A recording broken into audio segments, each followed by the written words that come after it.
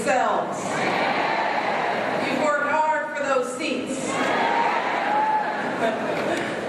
Let me start by thanking President Johnson for that very gracious introduction and for awarding me with this honorary degree from an extraordinary institution. I am proud to have this degree.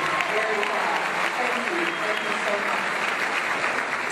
I want to recognize Major General Williams, Congresswoman Sewell, Zachary, Kalana, to all of the trustees, the faculty, the staff here at Tuskegee University.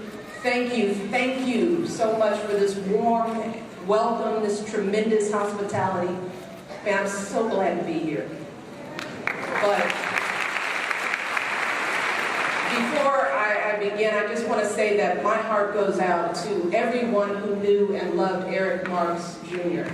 I understand he was such a talented young man, a promising aerospace engineer who was well on his way to achieving his dream of following the footsteps of the Tuskegee Airmen. And Eric was taken from us far too soon. And our thoughts and prayers will continue to be with his family, his friends, and this entire community.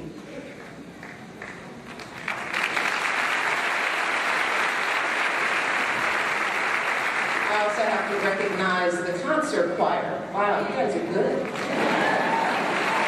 Beautiful song. And I have to join in recognizing all the folks up in the stands, the parents, siblings, friends, so many others who have poured their love and support into these graduates every step of the way. Yeah, this is your day. Your day. This day before Mother's Day, I've got to give a special shout out to all the moms here.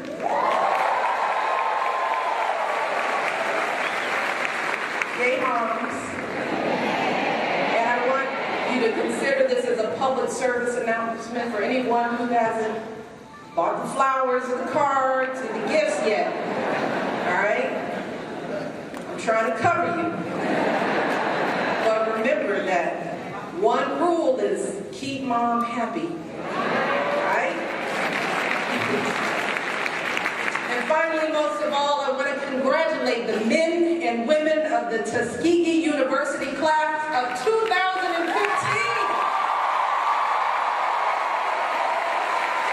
TU? I love that. We can do that all day. I'm so proud of you all. And you look good. Well done. You all have come here from all across the country to study, to learn, maybe have a little fun along the way. From freshman year at Adams or Young Hall, to those late night food runs to the coop.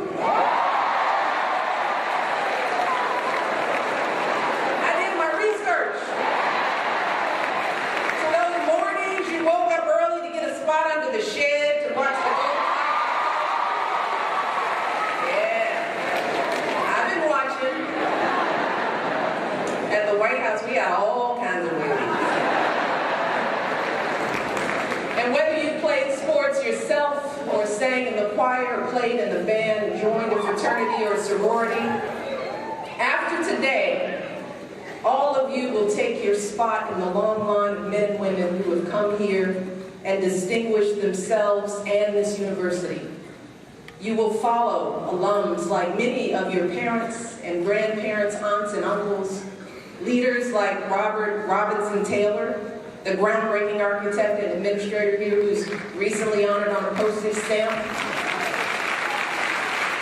You will follow heroes like Dr. Boynton Robinson, who survived the billy clubs and the tear gas of Bloody Sunday in Selma.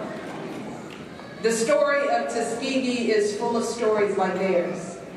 Men and women who came to this city, seized their own futures, and wound up shaping the arc of history for African Americans and all And I'd like to begin today by reflecting on that history, starting back at the time when the Army chose Tuskegee as the site of its airfield and flight school for black pilots.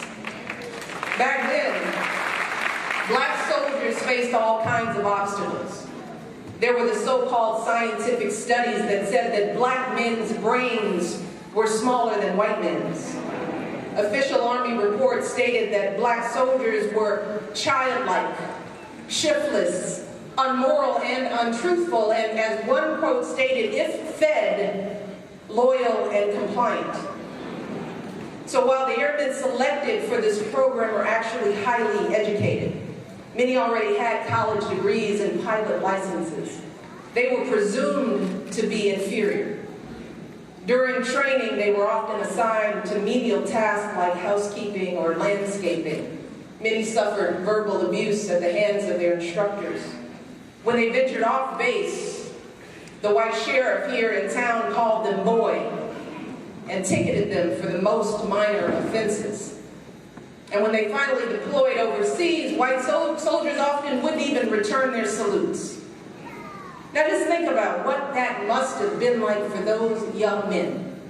Here they were, trained to operate some of the most complicated, high-tech machines of their day, flying at hundreds of miles an hour with the tips of their wings just 6 inches apart. Yet when they hit the ground, folks treated them like they were nobody, as if their very existence meant nothing. Now those airmen could easily have let that experience clip their wings. But as you all know, instead of being defined by the discrimination and the doubts of those around them, they became one of the most successful pursuit squadrons in our military. They went on to show the world that if black folks and white folks could fight together and fly together, then surely they could eat at a lunch counter together. Surely their kids could go to school together. You see, those airmen always understood that they had a double duty, one to their country and another to all the black folks who were counting on them to pave the way forward. So for those airmen, the act of flying itself was a symbol of liberation for themselves and for all African Americans. One of those first pilots, a man named Charles DeVoe, put it this way. He said that a takeoff was, in his words, a never-failing miracle where all the bumps would smooth off. You're in the air, out of this world, free. And when he was up in the sky, Charles sometimes looked down to see black folks out in the cotton fields not far from here. The same fields where decades before their ancestors worked as slaves, and he knew that he was taking to the skies for them, to give them and their children something more to hope for, something to aspire to. And in so many ways, that never-failing miracle, the constant work to rise above the bumps in our path to greater freedom for our brothers and sisters, that has always been the story of African Americans here at Tuskegee. Now just think about the arc of this university's history. Back in the late 1800s, the school needed a new dormitory, but there was no money to pay for it. So Booker T. Washington pawned his pocket watch to buy a kiln, and students used their bare hands to make bricks to build that dorm and a few other buildings along the way. A few years later, when George Washington Carver first came here for his research, there was no laboratory. So he dug through trash piles and collected old bottles and teacups and fruit jars to use in his first experiments. Generation after generation, students here have shown that same grit, that same resilience to soar past obstacles and outrages, past the threat of countryside lynchings, past the humiliation of Jim Crow, past the turmoil of the civil rights era. And then they went on to become scientists, engineers, nurses, and teachers in communities all across the country, and continue to lift others up along the way. And while the history history of this campus isn't perfect. The defining story of Tuskegee is the story of rising hopes and fortunes for all African Americans. And now, graduates, it's your turn to take up that cause. And let me tell you, you should feel so proud of making it to this day. And I hope that you're excited to get started on that next chapter. But I also imagine that you might think about all that history, all those heroes who came before you, and you might also feel a little pressure, you know? Pressure to live up to the legacy of those who came before you. Pressure to meet the expectations of others. And believe me, I understand that kind of pressure. I've experienced a little bit of it myself. You see, graduates, I didn't start out as the fully formed First Lady who stands before you today. No, I had my share of bumps all the way. Back when my husband first started campaigning for president, folks had all sorts of questions of me. What kind of First Lady would I be? What kinds of issues would I take on? Would I be more like Laura Bush, or Hillary Clinton, or Nancy Reagan? And the truth is, those same questions would have been posed to any candidate's spouse. That's just the way the process works. But as potentially the first African-American First Lady, I was also the focus of another set of questions and speculations, conversations sometimes rooted in the fears and misperceptions of others. Was I too loud, or too angry, or too emasculated? Or was I too soft, too much of a mom, not enough of a career woman? Then there was the first time I was on a magazine cover. It was a cartoon drawing of me with a huge afro and a machine gun.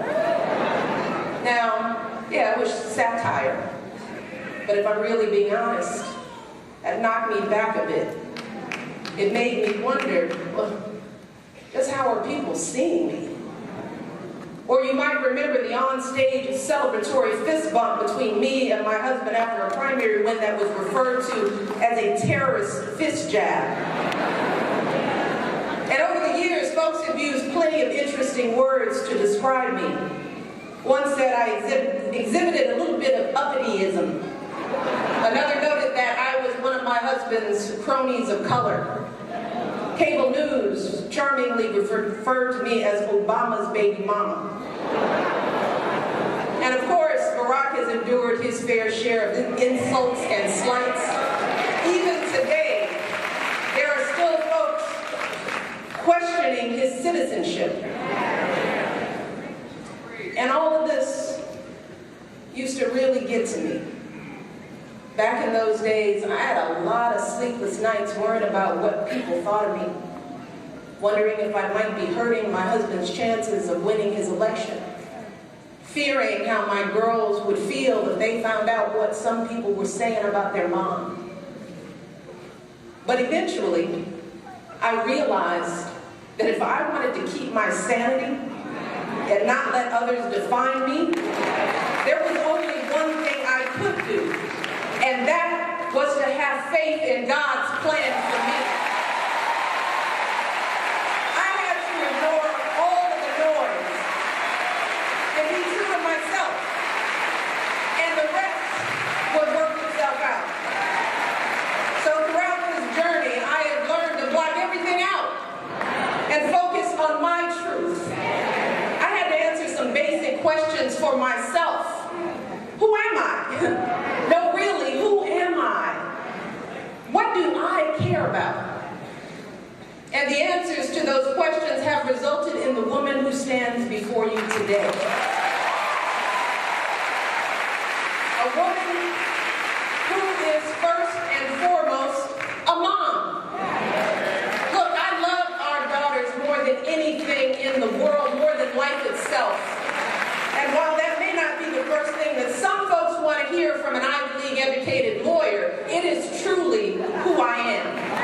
So for me, being mom in chief is and always will be job number one. Next, I've always felt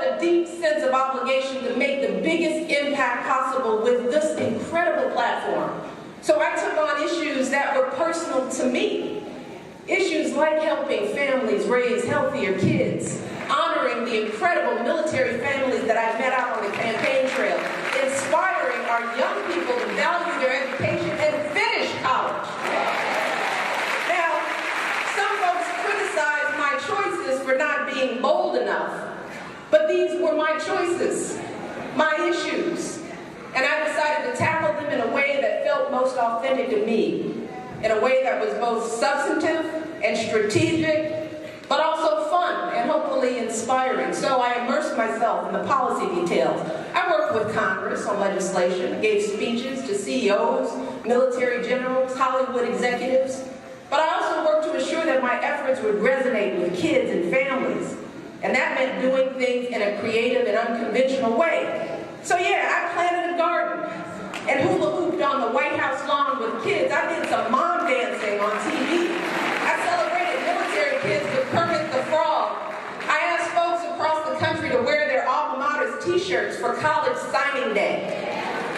And at the end of the day, by staying true to the me I've always known, I found that this journey has been incredibly freeing. Because no matter what happened, I had the peace of mind of knowing that all of the chatter, the name-calling, the doubting, all of it was just noise. It did not define me. It didn't change who I was. And most importantly, it couldn't hold me back. I have learned that as long as I hold fast to my beliefs and values and follow my own moral compass, then the only expectations I need to live up to are my own. So graduates, that's what I want for all of you. I want you all to stay true to the most real, most sincere, most authentic parts of yourselves. I want you to ask those basic questions. Who do you want to be? What inspires you? How do you want to give back? And then I want you to take a deep breath and trust yourselves to chart your own course and make your mark on the world. Maybe it feels like you're supposed to go to law school, but what you really want to do is teach little kids. Maybe your parents are expecting you to come back home after you graduate, but you're feeling a pull to travel the world. I want you to listen to those thoughts. I want you to act with both your mind but also your heart. And no matter what path you choose, I want you to make sure it's you choosing it and not someone else. Because here's the thing. The road ahead is not going to be easy. It never is, especially for folks like you and me.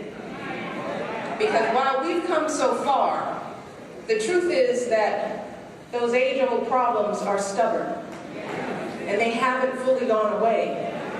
So there will be times, just like for those airmen, when you feel like folks look right past you, or they see just a fraction of who you really are. The world won't always see you in those caps and gowns. They won't know how hard you worked and how much you sacrificed to make it to this day. The countless hours you spent studying to get this diploma.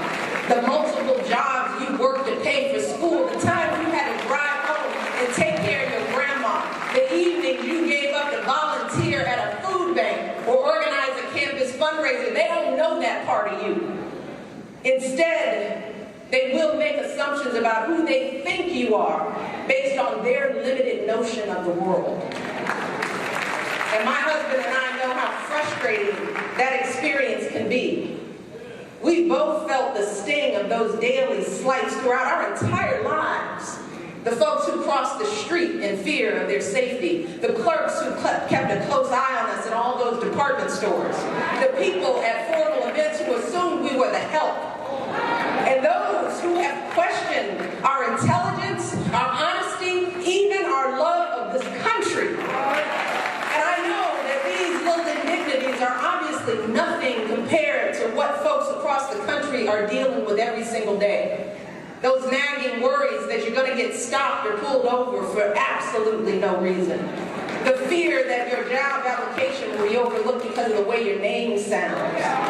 The agony of that may no longer be separate, but are far from equal. The realization that no matter how far you rise in life, how hard you work to be a good person, a good parent, a good citizen, for some folks, it will never be enough. And all of that is going to be a heavy burden to carry. It can feel isolating. It can make you feel like your life somehow doesn't matter. That you're like the invisible man that Tuskegee grad Ralph Ellison wrote about all those years ago. And as we've seen over the past few years, those feelings are real. They're rooted in decades of structural challenges that have made too many folks feel frustrated and invisible. And those feelings are playing out in communities like Baltimore and Ferguson and so many others across this country. But graduates, today I want to be very clear that those feelings are not an excuse to just throw up our hands and give up. Not an excuse. They are not an excuse to lose hope. To succumb to feelings of despair and anger only means that in the end we lose. But here's the thing. Our history provides us with a better story. A better blueprint for how we can win. It teaches us that when we pull ourselves out of the lowest emotional depths and we channel our frustrations into studying and organizing and banding together, then we can build ourselves and our communities up. We can take on those deep-rooted problems and together we can overcome anything that stands in our way. And the first thing we have to do is vote. Hey, no, not just once in a while, not just when my husband or somebody you like is on the ballot, but in every election, at every level, all of the time. Because here's the truth. If you want to have a say in your community, if you truly want the power to control your own destiny, then you've got to be involved. You've got to be at the table. You've got to vote, vote, vote, vote. That's it. That's the way we move forward. That's how we make progress for ourselves and for our country. That's what's always happened here at Tuskegee. Think about those students who made bricks with their bare hands. They did it so that others could follow them and learn on this campus too. Think about that brilliant scientist who made his lab from a trash pile. He did it because he ultimately wanted to help sharecroppers feed their families. Those airmen who rose above brutal discrimination, they did it so that the whole world could see just how high black folks could soar. That's the spirit we've got to summon to take on the challenges we face today. And you don't have to be President of the United States to start addressing things like poverty and education and lack of opportunity. Graduates, today you can mentor a young person and make sure he or she takes the right path. Today, you can volunteer at an after-school program or food pantry. Today, you can help your cousin fill out her college financial aid form so that she can be sitting in those chairs one day. But just like all those folks who came before us, you've got to do something to lay the groundwork for future generations. That pilot I mentioned earlier, Charles DeBow, he didn't rest on his laurels after making history. Instead, after he left the Army, he finished his education. He became a high school English teacher and a college lecturer. He kept lifting other folks up through education. He kept fulfilling his double duty long after he hung up his uniform. And graduates, that's what we need from all of you. We need you to channel the magic of Tuskegee toward the challenges of today. And here's what I really want you to know. You have got everything you need to do this. You've got it in you. Because even if you're nervous or unsure about what path to take in the years ahead, I want you to realize that you've got everything you need right now to succeed. You've got it. You've got the knowledge and the skills honed here on this hallowed campus. You've got family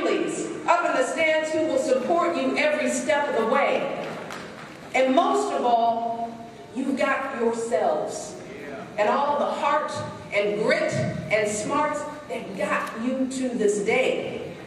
And if you rise above the noise and the pressures that surround you, if you stay true to who you are and where you come from, if you have faith in God's plan for you, then you will keep fulfilling your duty to the people all across this country. And as the years pass, you'll feel the same freedom that Charles did when he was taken off in that airplane. You will feel the bumps smooth off. You'll take part in that never-failing miracle of progress. And you'll be flying through the air, out of this world, free. God bless you, graduates.